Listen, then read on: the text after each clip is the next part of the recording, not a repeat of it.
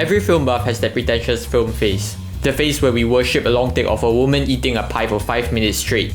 And incoherent storylines that seem to be vaguely about something and nothing at the same time. And to no surprise, I had that phase too. And as part of that phase, I hated YouTube videos, along with other fellow film buffs on YouTube. I mean, YouTube is just filled with trashy and pointless content, from a gamer shouting at barrels to videos showing 10 types of people eating. It's easy to generalize YouTube content and call it trash. However, as I learned more about film history, I slowly outgrew that phase and realized YouTube is actually the 21st century French New Wave. There are the obvious similarities between French New Wave and YouTube. The jump cuts, breaking of fourth wall, and more importantly, the spontaneity of it.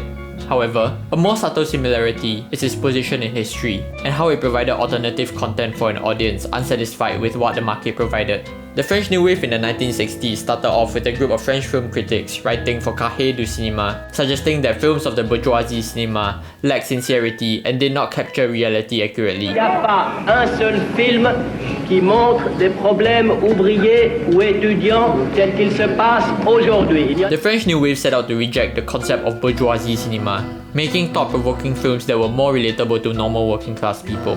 Through its films, it conveyed the emotions and ideas of the director to the viewers, which sparked off the concept of camera stylo, where the director uses his camera just like how a writer would use his pen to convey ideas and emotions. As such, the French New Wave directors considered themselves the author of the film, even though they may not necessarily have written the screenplay of the film. By conveying ideas through the medium of film, the French New Wave added meaning to a pointless cinema of the past, which existed solely for entertainment. In the 21st century, the internet is king. Information is at everyone's fingertips. The demand for meaningful and thought-provoking content has been passed down from the French New Wave era to the current age. 24 hours news TV channels, documentary series, Oscar-winning films are the content people demand outside of the internet. On the internet, people demand content with the same level of depth, but designed for quick consumption. Hence, you get a bunch of inspirational and educational videos, some of which admittedly come with a genuine intent to educate, while others, well... What, newbie? I said you're right, sir. You are the boss. The people you are hanging out with are not your friends. I want you... You are not depressed. Stop saying that. Depression, frustration, sadness, these are passing clouds. They come, they go.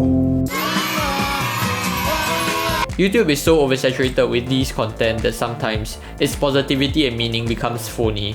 In fact, the content creators themselves end up losing sight of the very message they were trying to convey, eventually making what I like to think of as a meaningless motivational video. They just download some royalty-free inspirational music off YouTube, slap some color grade on it, and speak like they're about to kill someone. And you may think no way would people share these videos. Well, people will share these videos under the facade of motivating their followers and friends and spreading positivity across the whole internet. On the other spectrum of YouTube, we find the meaningless videos, the mukbangs, ASMRs, gamer trash talks, and influencer hauls. And surprisingly, this is where YouTube shares a similar trait to the French New Wave, not in terms of content, but its purpose, to provide an alternative.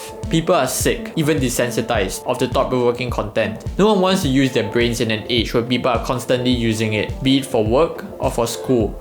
People want escapism, to live vicariously through games or the luxurious riches of the wealthy and internet famous. This seems pretty counterintuitive, given how creating meaningful content has become a sign of progress for the film scene, hence the birth of French New Wave in the first place. But since the beginning of film history, film has always been regarded as a business, and part of that business owner's job is to appeal to consumers.